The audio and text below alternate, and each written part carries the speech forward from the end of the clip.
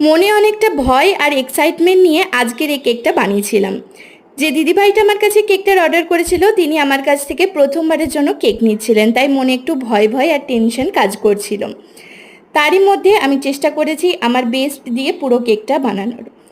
কেকটা ছিল 4 পাউন্ডের মধ্যে, ইনসাইড বাটারস্কচ ফ্লেভারের এগলেস একটা কেক। আমারই করা একটা ডিজাইন দেখে এই কেকটা বানিয়ে দেওয়ার জন্য বলেছিলাম।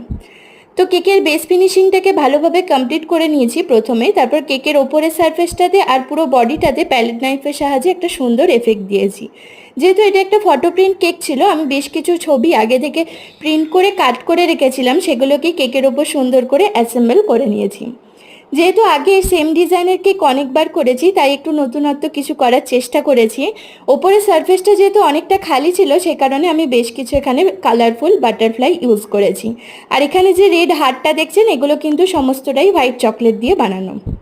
কেকের ফাইনাল লুকটাকে কমপ্লিট করার জন্য এখানে আমি বেশ কিছু ছোট বড় গোল্ডেন আর হোয়াইট সুগার বল ইউজ করেছি, যাতে কেকের লুকটা আরেকটু দেখতে ভালো লাগে। তো এখন আপনারাই কমেন্টে জানান কেকের ফাইনাল লুকটা কেমন লাগছে। ভালো লেগে থাকলে অবশ্যই লাইক কমেন্ট শেয়ার করার অনুরোধ রইল। আর অবশ্যই আমার ইউটিউব চ্যানেলটা সাবস্ক্রাইব করতে ভুলবেন না আরও নতুন নতুন ভিডিও পাওয়ার জন্য।